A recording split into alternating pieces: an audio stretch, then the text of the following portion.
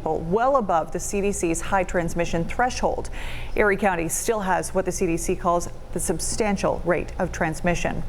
The Erie County Health Department now says it is looking for input from school leaders ahead of the new school year. Last week, the state said schools will determine their own reopening plans. As 7 Eyewitness News senior reporter Eileen Buckley tells us, that leaves them with many questions about how to handle issues like face masks, social distancing, and school buses.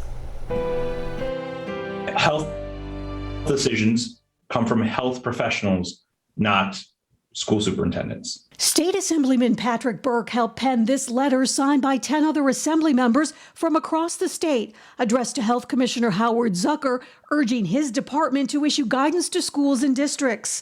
The letter says the health department's refusal to offer guidance is a complete abdication of the department's responsibility to public health and leaves families in a state of uncertainty. It shouldn't be up to individual school districts to make individual decisions that affect all of us. But since the state announced it would not issue guidance, Erie County's health department said it would be helping school districts. The county health department's public information officer confirmed the department invited a small group of school leaders to a meeting Monday to provide feedback about COVID-19 health and safety guidance to the department. But they would not say who was invited. I have learned Hamburg School Superintendent Michael Cornell, who also serves as the president of the Buffalo Niagara Superintendents Association, was not asked to join the meeting. He declined to comment.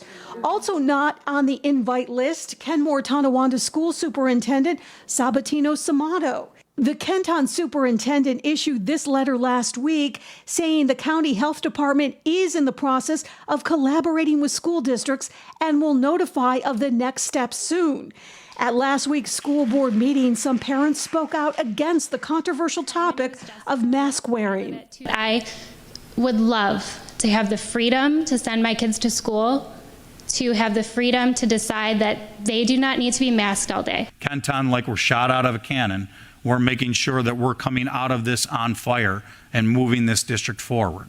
We are not looking to just be where we were pre-pandemic. The Erie County Health Department issued a statement late Monday saying it did meet with school leaders from rural, suburban, urban, and Erie 1 and 2 BOCES, and they discussed face masks, physical distancing, return to school protocols, transportation, and lunch settings. But the health department says there is no set timetable for issuing any school recommendations. Eileen Buckley, 7 Eyewitness News.